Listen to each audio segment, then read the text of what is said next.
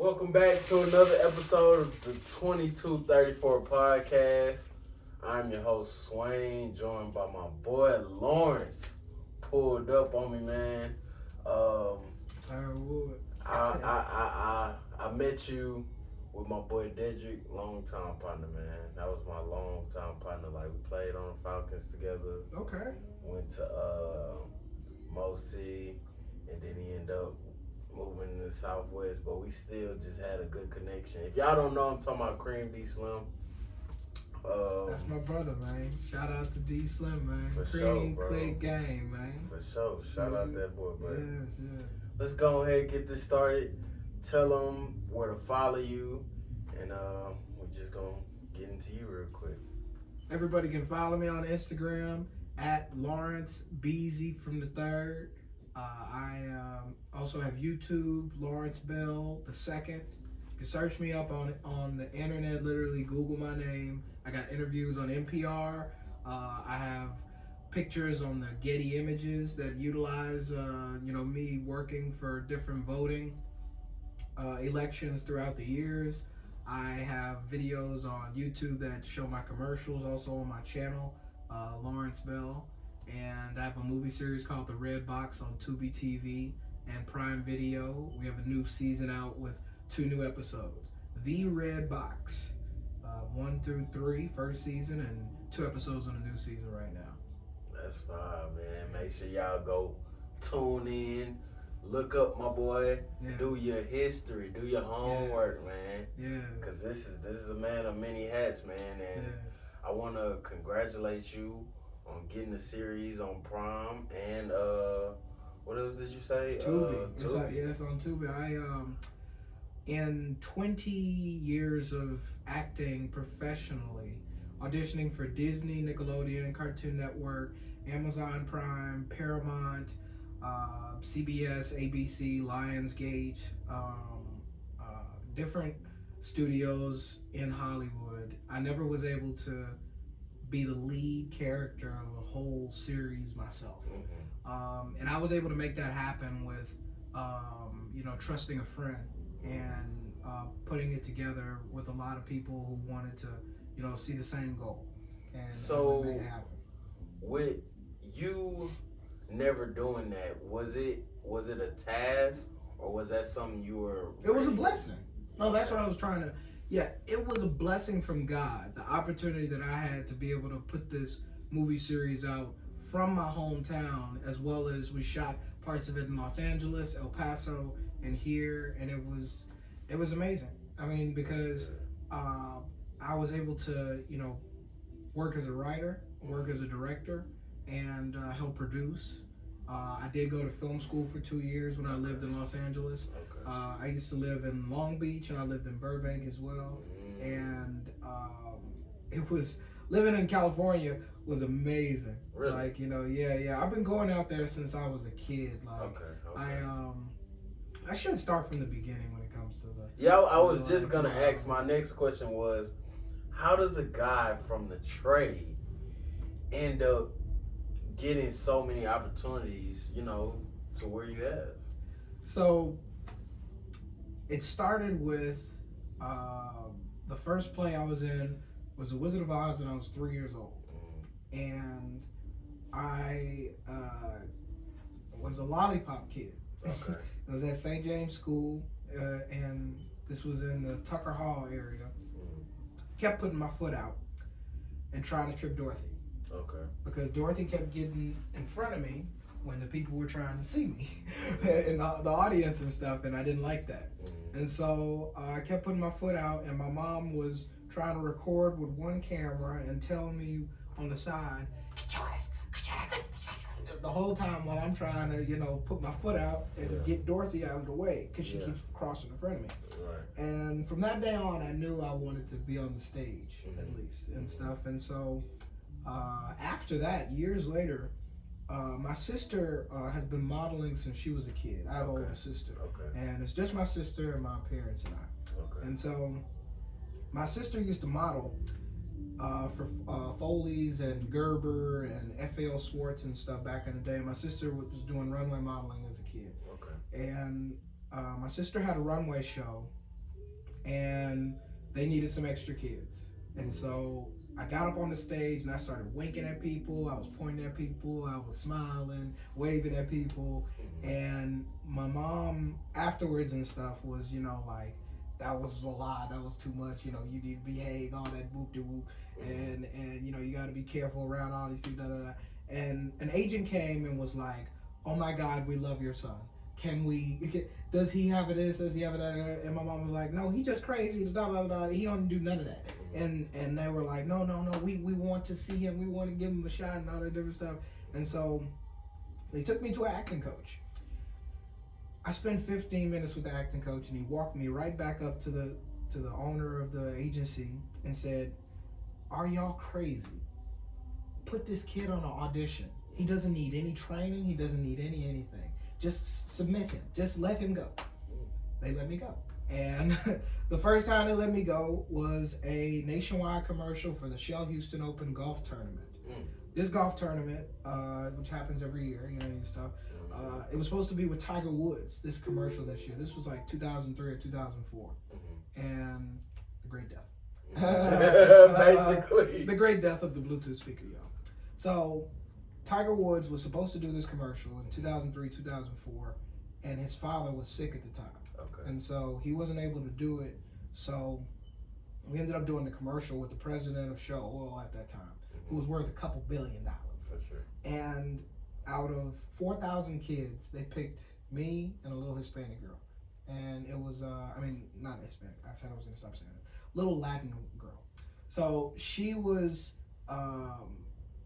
literally like, we were playing around and like, near like a dumpster. Like, it's supposed to be like the CEO comes and saves us, from poverty type thing.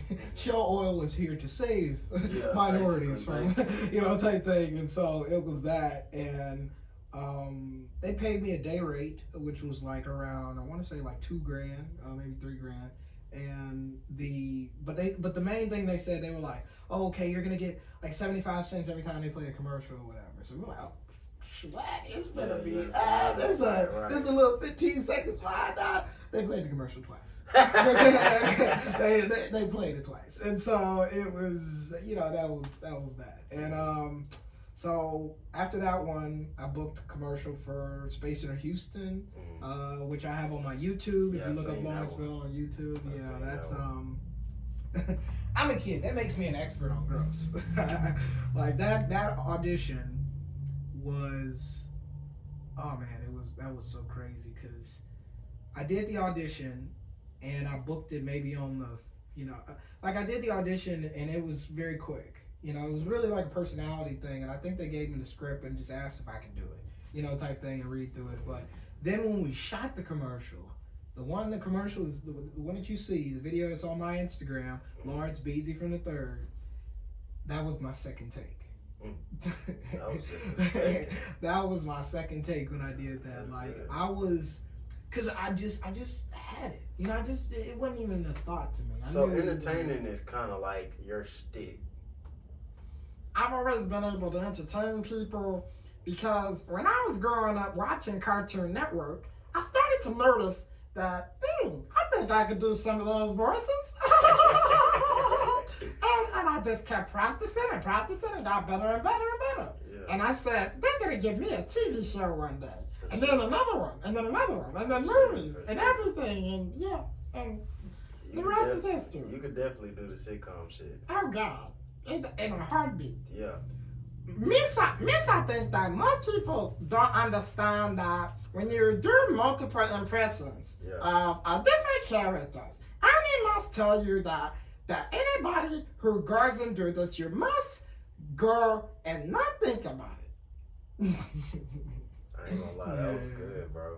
And one time, well, I was thinking when I was texting you, I was like, man, what would be different if we kind of shoot like a mini commercial or like a mini scene. Yeah. From preview. Look, when I tell you there are like I love when it comes to production and improv and being able to create stuff on the spot. Right. To continue with the origin. when I was booking a lot of stuff here in Houston, the agency that I had when I was a kid that represented me here, which was Millennial Center for Modeling and Acting, I was discovered by Erin Williams. She had me audition for a lady often named Karen Gourmet. Miss Karen, as well as Miss Naomi Carrier, were partly the two, let's say beautiful scientists, beautiful thespian scientists that were able to mold the clay that was my raw talent. Because Miss Karen would work with me on scripts for hours. I try to explain to people. I used to spend, when I was 9, 10, 11, 12, 13, 14 years old, all the way really to 16 and 15 and 17, I used to spend more than 3 to 5 hours on 5 to 12 page scripts. When I say spend that many hours, and I mean, obviously I just need water so throughout it all, but I was good. I wasn't crazy fatigued. I was trying to get it right. Trying to get this stuff right was like very crucial. Like, because Miss Karen understood that I could get stuff right, and I could, if I get it in the right zone, but I could also bounce around everywhere because I'm so talented. And so she would tell me, that sounds red. Are you kidding me? Are you serious? Do you think they're going to book somebody who speaks like that? Do you think if you mess up every single word that they write on the script that they're just going to let you have that? No. Nobody's going to book you with that. You're not going to have a day in Hollywood. Nobody's going to do anything for you. Nobody's going to work for you. Nobody's going to care. Nobody's going to think about any of the mistakes that you make. Nobody's going to care about how you feel before you approach that audition or anything like that. They have people that are coming in there, booking stuff, and that are ready on time. Are you not ready? Are you not on time? I mean, having that, you know what I'm saying? Like, being that, and mind you, she's not my acting coach. You know what I'm saying? Like, she's the casting director. This is the lady who cast the majority of the stuff for like Academy and like different commercials and stuff. So like when she was telling me this stuff, she cared. You know what I mean? Like, she cared about me and stuff like this. Because she wouldn't tell that to people that they're sending home. No. She would tell them, it sounds red.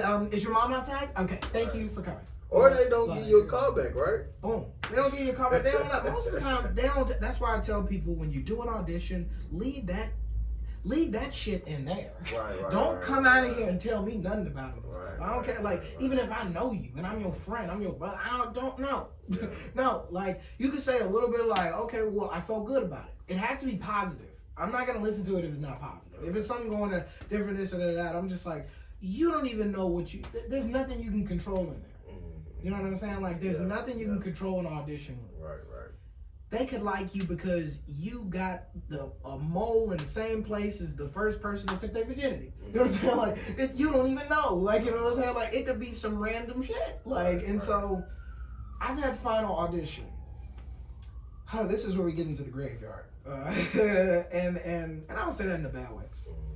I've had final audition for, I'm going to say this because the Nickelodeon documentary just came out and all this and different things too. I've had auditions for like multiple All That reboots. Okay.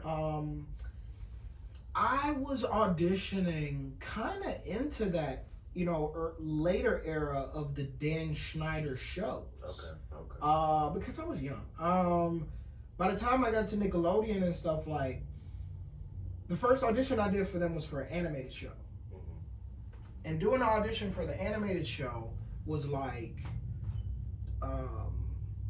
it was different from the live action stuff. Right, you know what I'm saying? And I was really young. So I'm auditioning with Thelma Hopkins. I don't know if you know who that is. Thelma Hopkins, the lady who, how do I explain Thelma Hopkins? People know Thelma Hopkins. It's like a common mama, like, and stuff like, if I get 5 minutes with you or something like that, like, I probably recognize her when I see her. Yeah, you'll recognize her voice. Like, she's like a Loretta Devine, like, common casting of a black mama type. Okay. But worked with Loretta Devine. I worked with Donna from Sanford and Son. If you remember Sanford and Son, the main character had a girlfriend named Donna. and that's who played my grandma on the pilot that I did for Nickelodeon. Okay. And the Nickelodeon pilot was like, I was working with people like, I was working with people that was doing so much work and who I was familiar with. I was young, and it just felt like I belonged there. Right. It was nothing to me. Like, the agency that had me here in Houston sent me to an agency in Los Angeles. That agency signed me, or wanted to sign me on the spot. And they also sent me to another agency that wanted to sign me on the spot. I had got signed basically by 3 agencies at maybe 13, 14 years old, something like that. Is that a good thing, or is it like kind of... It's a very good thing, and that shit does not happen. You don't get representation out of nowhere from 3 of the biggest agents in, Los Angeles. 2 of the biggest agents in Los Angeles. Let alone the guy that represented me, his name is Mitchell Gossett. Mitchell Gossett, go Google him. Mitchell Gossett's the one that discovered Miley Cyrus and Demi Lovato and multiple people and stuff. Man, Dakota Fanning, Miley Cyrus, I used to be around these girls. We used to do scripts together. That's crazy. People don't understand this stuff, man. I didn't even talk about this stuff when I was a kid because I was trying to work. This was my job. But I didn't give a damn on what they knew and who I worked with. I'm like, that wasn't in my contract. That wasn't putting no money in my pocket. Yeah. That's why I don't comprehend or understand why people who are influencers or do these different things think that they the stuff. Because they ain't accomplished shit yet. You know what I'm saying? I be trying to explain that people have this myth of the internet that it's this reality of real life, and they don't put in the time in the industry that people who are professionals actually do. Using your terminology to do that, that's like calling myself a chef when really I'm Chef Boyardee. Yeah. You know what I'm saying? People don't... You ain't doing shit for real. That's when it comes to a majority of the acting stuff and things like that, because people will literally call themselves something that they're not with no accomplishments. Because they're a YouTuber. Yes. You know what I'm saying? Or different stuff like that. I like the internet. This place is great. You know what I'm saying? But you gotta be real. You gotta keep it reality and stuff. Saying a bunch of stuff that you're not. I mean, and then levels. Look, people will throw money at stuff if it's bright enough. It's like people are like moths when it comes to money. It's just, ooh. You know what I'm saying? It doesn't matter. Sometimes they don't look at things before they put money into it. And so they'll pay attention to a car crash before they jump in there and save some money. You know what I'm saying? So it's the entertainment and the comedy thing is all a dopamine thing when it comes to people and stuff. They're not professionals. They don't do this professionally. Majority of my life I've done it as an entertainer, as a passion, and as a career. So it's I do this shit. It's a second nature type of thing. I do this shit. I feel that. I do this shit. But the opportunities that I had in Los Angeles, I do miss a lot of those because when I was younger, I had auditions every week. You know what I'm saying? I had multiple scripts. I had auditions for, like I said, All That reboots, CBS shows, to play a younger version of Shamar Moore on Cold Case, auditions for to play a younger version of Terrence Howard. Worked with him on multiple scripts. I worked with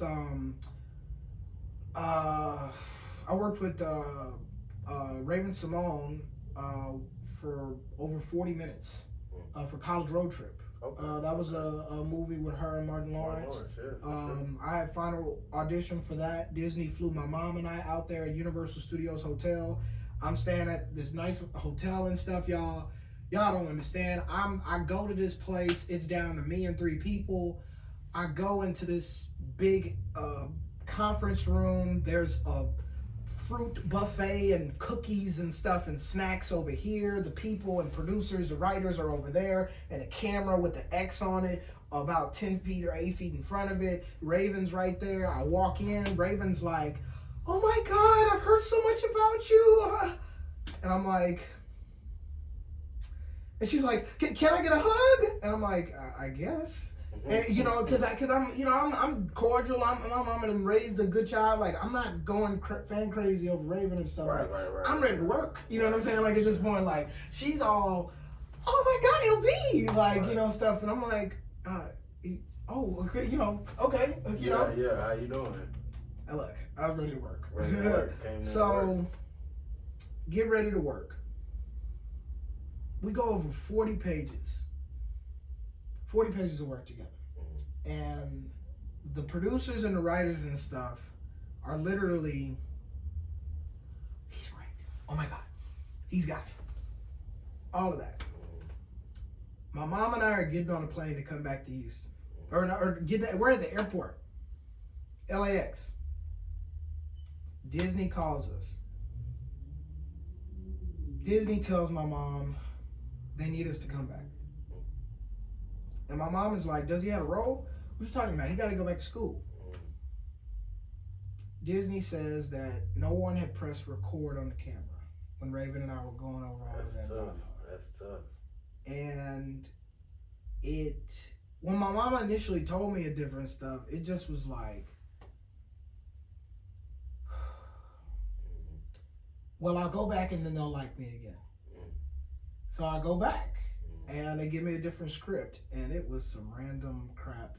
It was random shit that I tried to land, and it was like, let's just say from a writer's and a performance standpoint, it was like trying to land a crop duster plane, on a busy street in New York. It was, yeah. And so it was a mix. Yeah, and they picked another kid, and then within 2 days of shooting, fired him, and then cut a bunch of the scenes with him out of the movie, and then put a producer's kid who ended up playing it. Oh wow! And the movie sucked. Oh wow! Yeah. I had final audition for Unaccompanied Minors. It was a holiday movie. I remember that. And it came down to me and Tyler James Williams, and the producers and the people said, Lawrence is from Houston. He's young. He's talented. He's from Texas. We have 5 stars next to his name. The scale only goes to 5. He's a future star. The Tyler kid, he's got the Everybody Hates Chris thing going. He's kind of more familiar. People know him, but he looks older. So we'd have to surround him with older kids and stuff. Because to be an unaccompanied minor on a plane, you got to be under 13 or 12 and under. Right. Look, I'm not racist. And when I say I hate white folks, I mean that as like the ones that use their privilege to phase out who they want and stuff. Because I got a problem when it comes to white folks casting black projects. Unless they have a track record where they're familiar, and it pulls out. But other than that, it never works. I mean, in the entertainment industry, I don't think it's authenticity. I think it's kind of more of a tight casting thing. You see what I'm saying? That's the point. No, that's what I'm alluding to, because it's that they only know the caricature, they don't know the culture. And so understanding the caricature and the culture is like me telling you that, oh man, if I had Superman's powers, like I could beat you up right now. But me internally knowing that, like, because let's say you say that, and then I internally know, like, which Superman universe are you talking about? Because I can say that I'm the Superman 1 million, and that I'm stronger than your version of Clark Kent. You know what I mean? Stuff like that. So you know the character, but I know the culture. Yeah. You know what I'm saying? Like, I know the whole, the everything, the different Clark levels, stories, the different versions of him, like all that and stuff. And so that's how it is when it comes to blacks understanding how to cast black projects versus a white casting director that's coming in trying to cast, Hard Out Here to Be a Pimp. You know what I'm saying? And so had that happen with the Unaccompanied Minors, they put him in the movie and stuff. The movie sucked. It's literally one of the worst Christmas movies of all time. They put it on like the list because it was a bunch of grown kids, running around in the airport. Like it didn't make sense and stuff. And so people were like, what is this? Like, and stuff. And even the people that were part of it, they said, Lawrence, that should have been you. The acting coach that I worked with on College Road Trip, the situation that happened with the people with Nickelodeon and stuff, I didn't experience any of that firsthand. By God's grace. Did I witness stuff that could have potentially been that when I was there and not seen it and things like that? Yeah. Like looking back on it, like there was a certain reason why I used to think that white folks didn't care about their kids. Really? Like when I was auditioning, because when I used to go to these places, these kids would have all the freedoms in the world. They can do whatever. I didn't have that growing up. You know what I'm saying? So I was like, dang. Like, I just, look, that was when I was young. I mean, I definitely feel you because my mom would always say, I'd be like, but they could do this. They don't have your mama, or I'm not their mama. You know? They don't have to jump through those hoops. Yeah. So, the situations that were out there were crazy because, I mean, they just had too much freedom. And I don't blame that on them. I'm just saying, like, it was a lot going on that I wouldn't have been, you know, knowing that was going on because my mama didn't let me go around that. Right. After auditions, my mama was not letting me go to some person's house to have no pizza. You know what? Right. We don't know y'all. Right. Sleep on Like, the yeah. damn meeting. What? We didn't even do that here. You know what I'm saying? Like, look, I'm from Thirdwood, McGregor, Southside, Riverside, Texas, y'all. Like, my mama did not let me go down the street.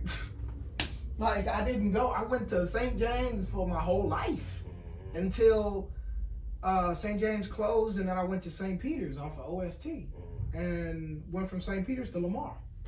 And like, I was on the Yates, but I went to Lamar. And I left Lamar auditioning a lot, going to California. Tried to come back for my senior year because I had left my second semester in my sophomore year. And they classified me as a second semester sophomore my senior year. Damn. They didn't count any of my credits from homeschooling. Damn. So I had over 40 classes in grad lab on top of my 8 senior classes. That's what I had to accomplish to graduate from Lamar. Same year. 2 days before graduation, they tell me that I needed to finish French 2 in another class or I wasn't going to graduate. I didn't know what to do. And so at that point, my mom took over. And my mom is Tamara Bell. Y'all can look up my mom. She cussed out everybody on the first floor, cussed out everybody on the second floor, and cussed out everybody on the third floor. And then by the time we got to the secretary for the principal, she looked at my transcript. She said, "You took computer science when you were in homeschooling?" I said, "Lady, I took C++, Java, Python, HTML. Like, I know that programming stuff. That ain't my MO, but I know it. I speak that language." She's like, "Okay, boop, graduate." I go down to the cafeteria to get my stamps. The registrar, he looks at my tray. He says, "I told you need to finish the French thing, and I'm not stamping your paper."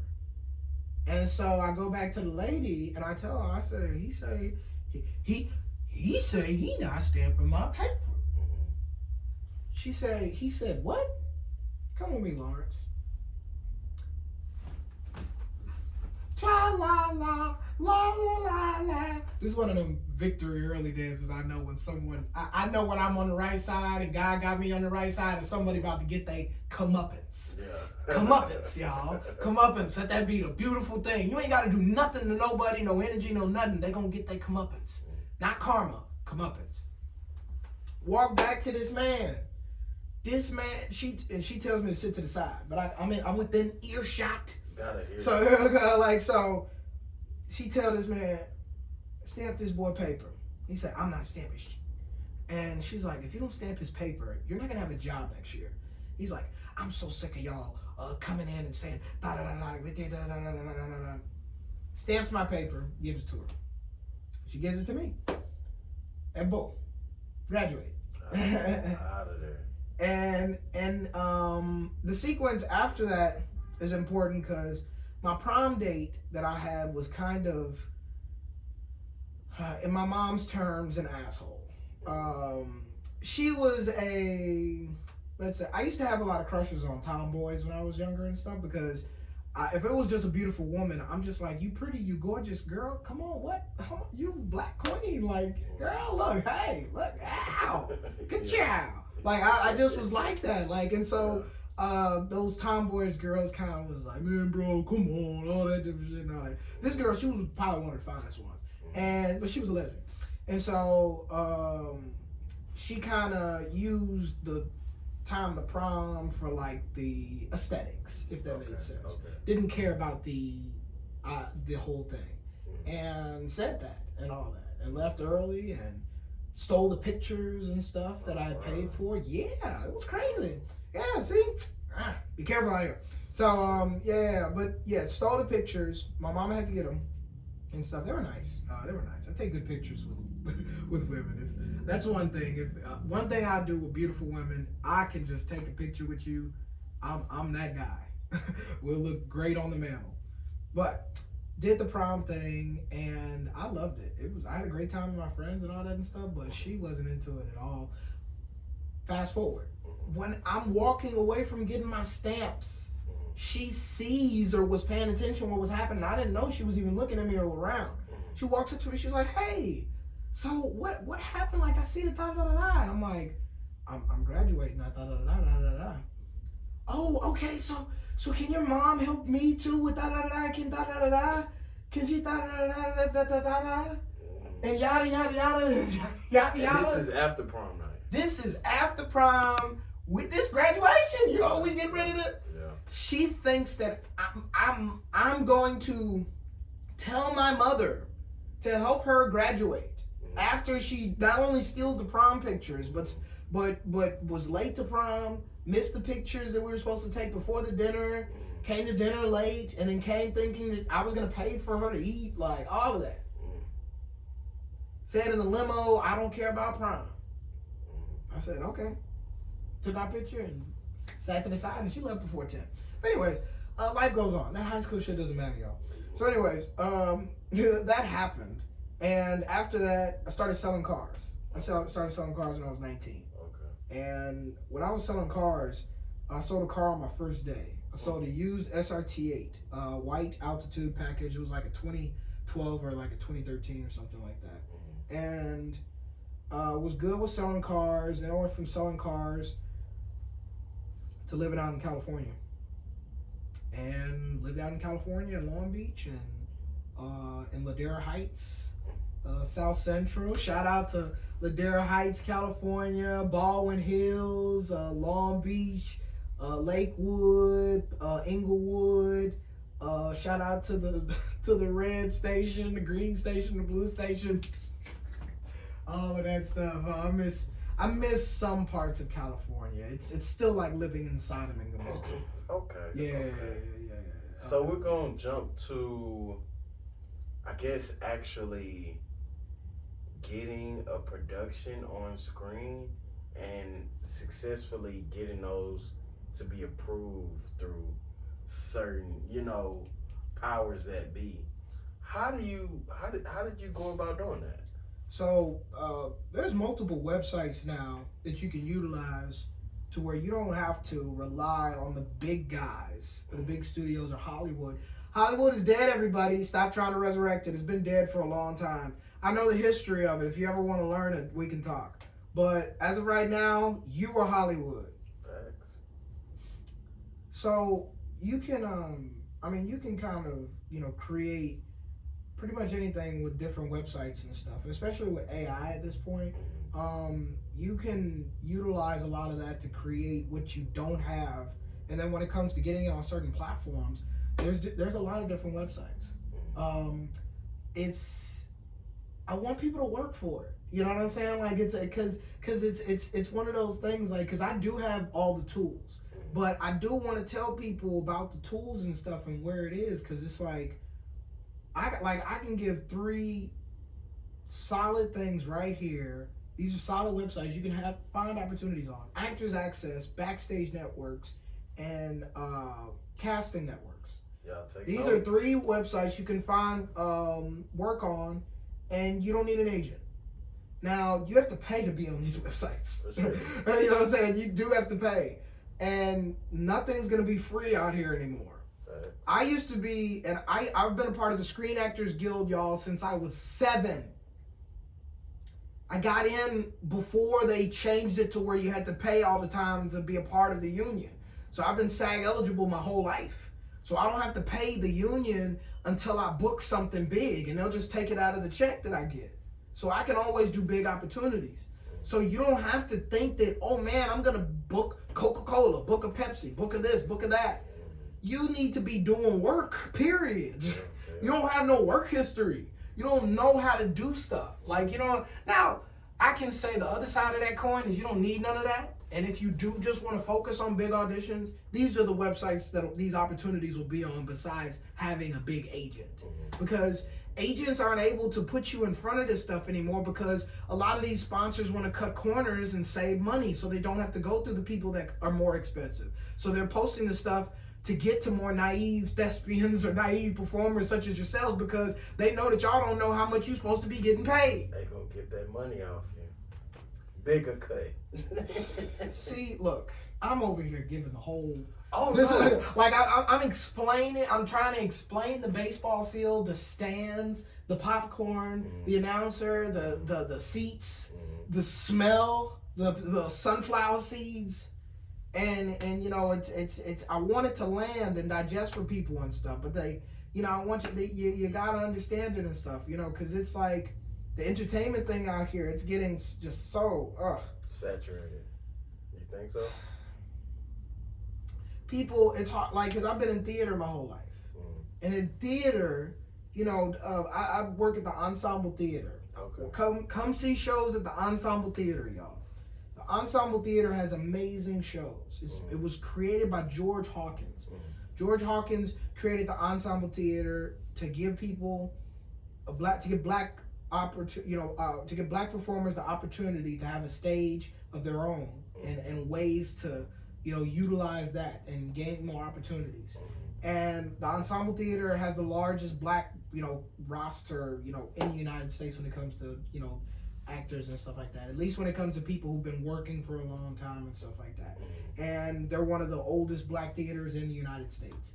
And I've been going there since I was a kid doing plays there. You know what I'm saying? Like, I know black history here in Texas very well. There's a plethora of black history and indigenous history that young people need to educate themselves on here and stuff. Like, because this history cannot die. We can't let it go away because we're gonna, you know, trying to classify ourselves with people that, you know, with stuff that doesn't match our culture.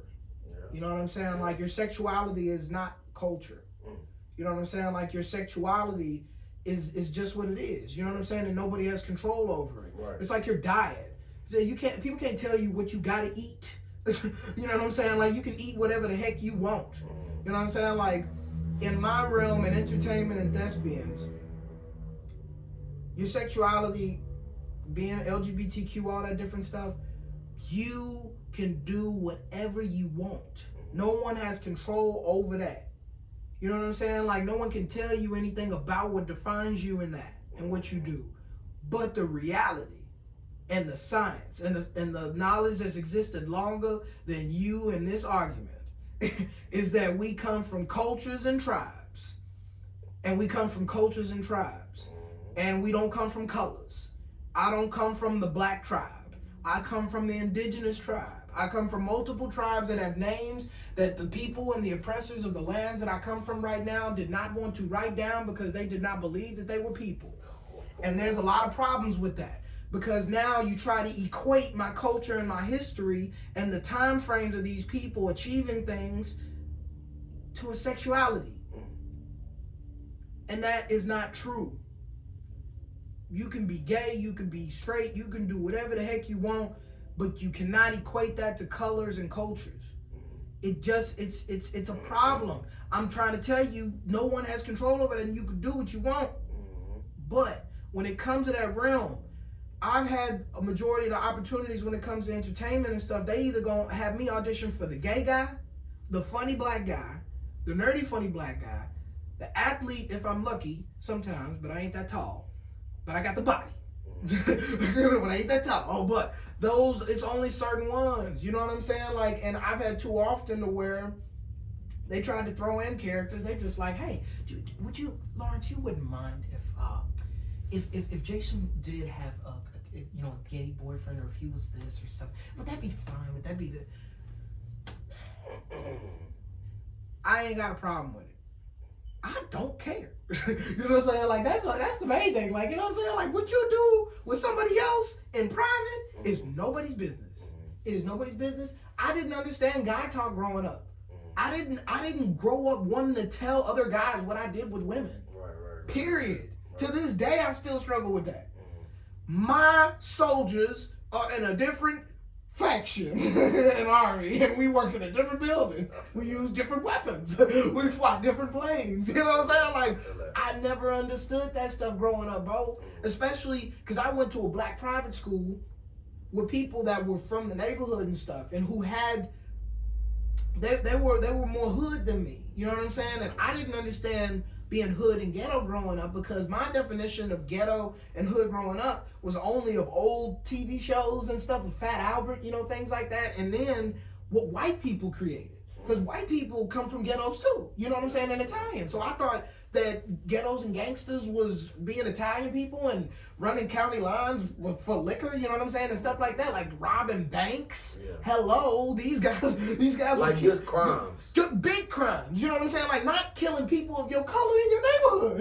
You know what I'm saying? Or just because of a different color. Right. I didn't understand that and comprehend it, because I grew up watching stuff about Babyface Nelson and Pretty Boy Floyd. These people existed. These were real gangsters. You know what I'm saying? There were black, crime people, notorious ones, and stuff like that. But white people did not revel them as gangsters. White people didn't say, "Oh my God, did y'all see that new mixtape from da da da da da who robbed the bank?" No. Right. But the back end of that was that white people, everything that they embraced was our culture. Hollywood was built off of black performers from the Chitlin circuit. The stuff that was going on in the Chitlin circuit, the black performers that were doing the soapbox stuff and things like that to make money and ends meet, stuff like that. White people replicated and stole all of that to create all of those industries. This is real history. You could look this stuff up. This ain't LB opinion. This stuff existed before I learned it, and I'm still learning it, y'all. Right. Like, this stuff is every day a new rock, honestly, to literally go, oh my God. Yeah. Literally. I mean, because I tell people I love horror movies, and I want to create a horror movie and stuff in multiple series and things like that. And I'm a big zombie movie guy too. I love zombies. I'm a big gore guy. Honestly, like if it has blood, gore, people, hands, things getting cut off, things slowly saw, things like that. Blood splatting everywhere. It doesn't really faze, me at this point. Like, even in real life, like if it happens, I'm more, in thinking of action. Like, okay, that we need to make a tourniquet, you know what I mean? Or we need to save this person, or we need to do this stuff. Like, I watch a lot of The Walking Dead and things like that. So I'm kind of ready for action. Right. And so, and things are different when you're in those situations. I'm not just saying that like on some, okay, I'll be ready. Like I'm pray to God, however that situation happens. It is what it is. But I was saying that to say the first horror story that I learned was the story of Emmett Till. And because I watched the older documentary of it where they showed the news bulletin, they showed the casket, they showed everything. Like learning about Emmett Till first on, beyond educated me on how important it is on my journey and my impact on this world and what I do and my actions. Right. I learned, it's one thing when the Trayvon Martin thing happened. I knew Big Floyd, George Floyd. Y'all can look up my interview on NPR that I spoke to the guy when he interviewed me and everything. I was with him at Good Hope, multiple times when we were going to the CUNY homes to evangelize in the bricks. And this was my first time going there, and I didn't know anybody in CUNY homes. I'd never been there, none of that stuff. And this guy was helping us, try to baptize people and go door to door and bring people to the church and things like that. And so I was around this man in passing for some years before, obviously fast forward when that happened. The story was even out for a couple days and stuff before it clicked, and I learned that was the same guy. You know what I'm saying? Like, because I had to look at an older picture, you know what I'm saying, and then look at it because it didn't look the same to me. He didn't look like the same person. And so yeah. You know what I'm saying? And then I have cousins that live a couple blocks away from where it happened, in St. Paul, you know what I'm saying, in Minnesota. So it was even more to home with it and stuff. And like, I've known a majority of law enforcement my whole life.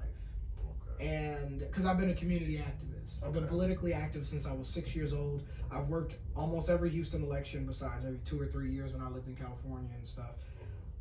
I've worked with politicians here, like I said, law enforcement. Like when it comes to being around law enforcement, I've just been around them a lot and seen a lot when it comes to law enforcement. And that was just, you know, disgusting. And it continues to, a lot of the stuff that happens continues to be disgusting.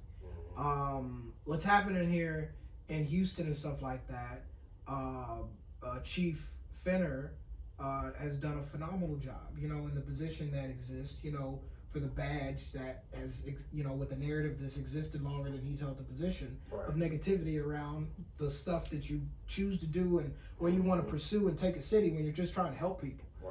And it can be heavy and a lot. And I pray for him, you know, and stuff like that, because to him that's like, you know, it's unfair, you know, what's going on, you know, here in the city and things like that, for it all to be thrown at him as, you know, just negativity, like, you know, and stuff like that, you know, because every black cop isn't bad, you know. There are a lot of bad black cops. There was a bad black cop that tormented this neighborhood where we are sitting right here for years. A bad man.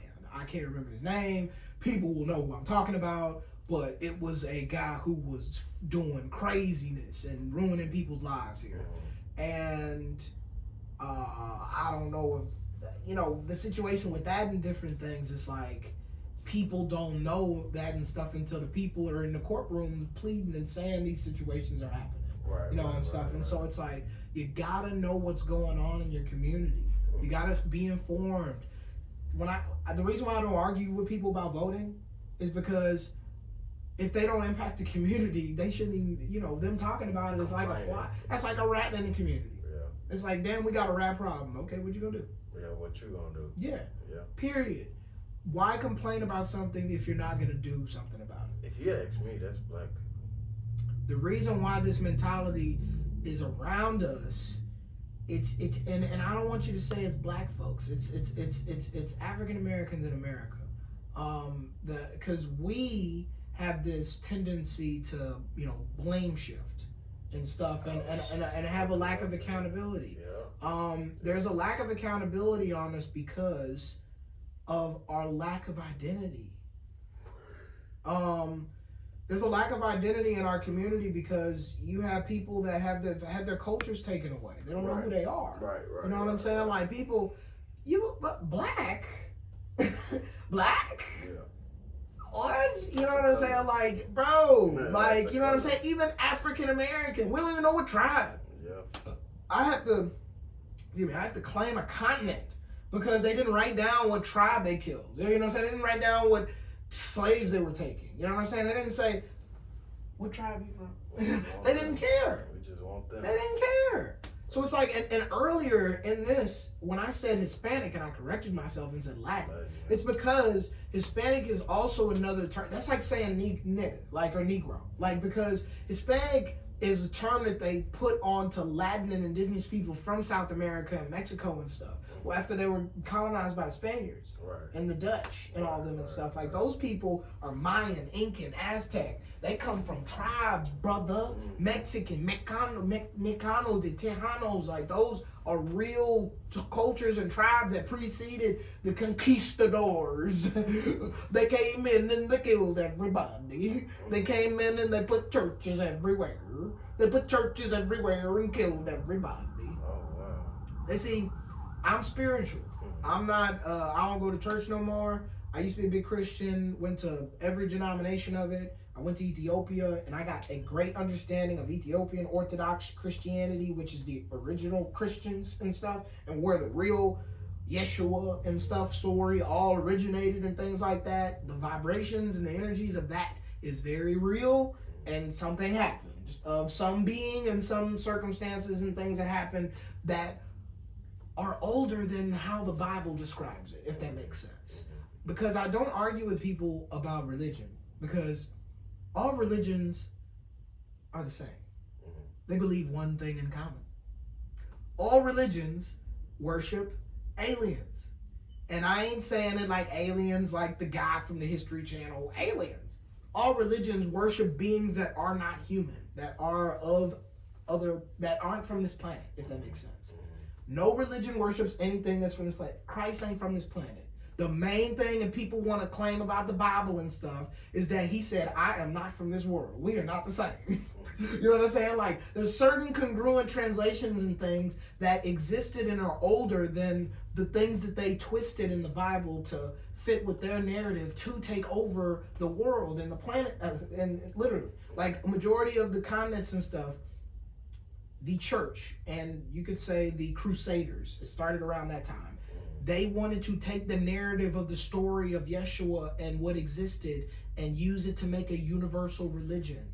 This meeting and the groupings of these European leaders, this happened, a couple thousand years ago. You know what I'm saying? And they had this meeting and they said, all right, we're going to get everybody onto a universal religion, Catholicism existed before Christianity because Yeshua wasn't Christian, he was Jewish. Makes a lot of sense, man. These things, like, yes. And when it comes to the religious stuff, like, look, hey, the Emerald Tablets, the Book of Enoch, Dead Sea Scrolls, go follow Billy Carson, y'all. I'm giving y'all some literally forbidden knowledge. Forbidden knowledge. Look it up. Give them that game. Yes. So my last question, and we're going to make it quick. Rank these three and just a little short summary of why. Voice acting, plays on screen. Go. Filmmaking, voice acting, and then theater. That's a great way to put it, yeah. Because, I mean, I want to make more movies right now. I can make a movie like that. Like, literally. It's just, I want to have the resources and I want to put stuff out quick.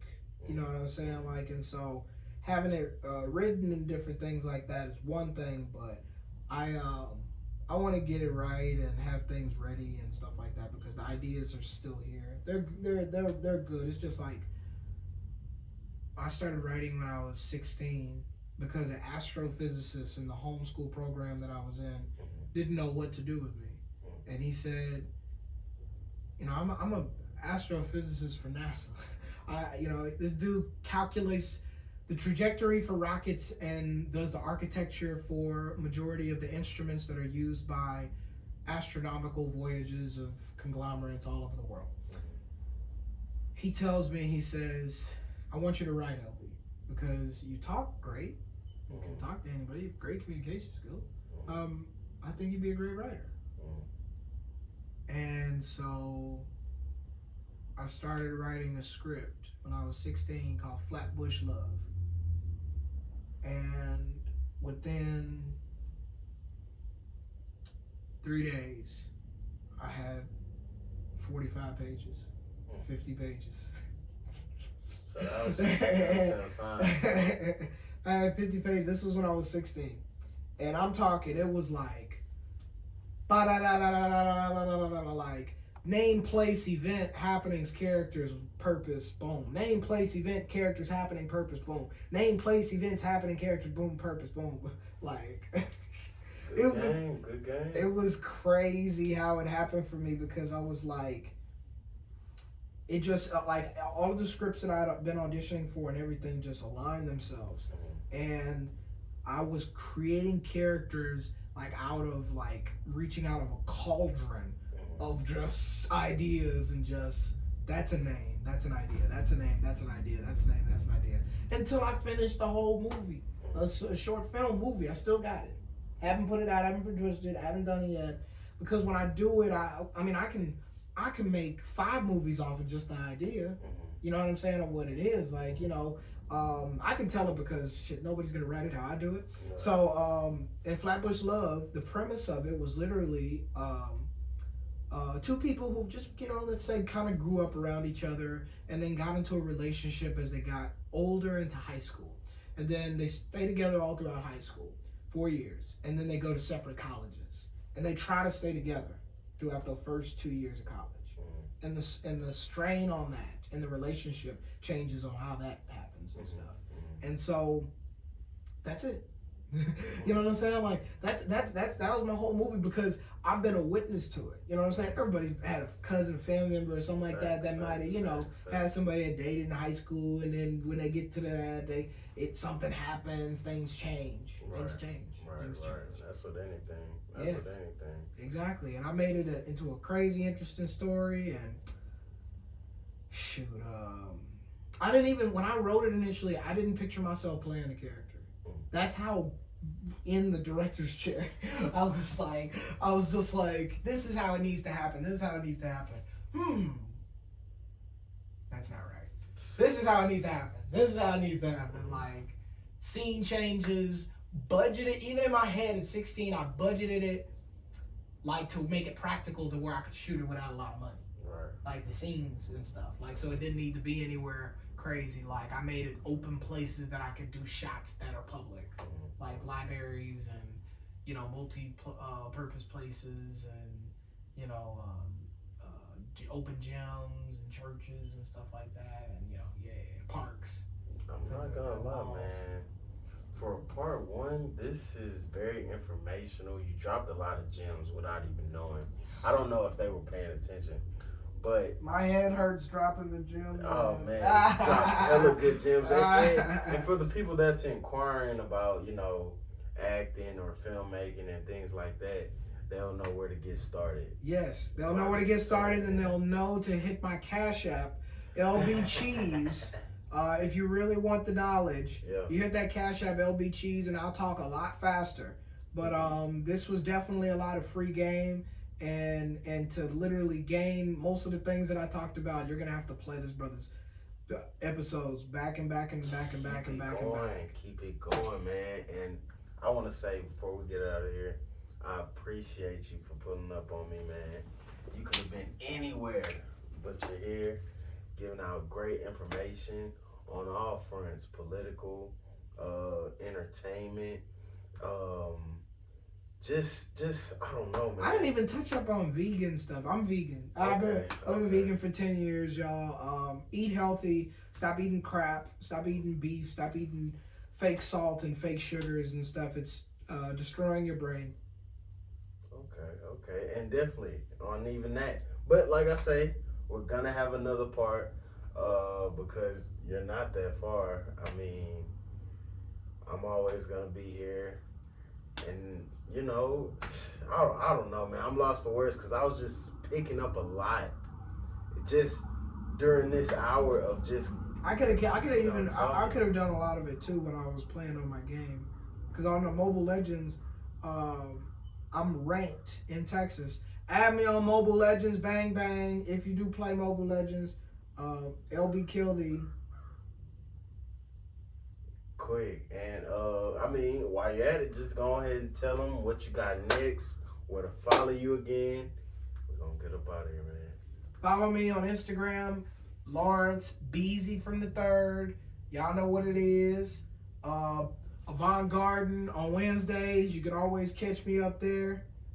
Pull up 10 to 12 or 10 to 2. 10 to 2 Avant Garden Wednesdays. Lawrence Beezy from the Third. Bezy. Beezy. For sure, man. And y'all continue to tune in to past episodes. Continue to look forward to new episodes. You never know who's gonna pop up.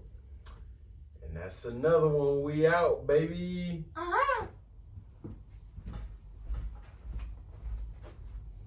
Yo, I don't know whoever you are, but listen, if you watching this, it's for a reason. Make sure you like, follow, share, subscribe, anything 2234. Follow us on all the socials, all the streaming platforms. Shit, we out here. You sitting on your phone anyway, letting your life pass you by, scrolling on TikTok for hours. Go ahead and get some great game from your boy Swain. Hey now.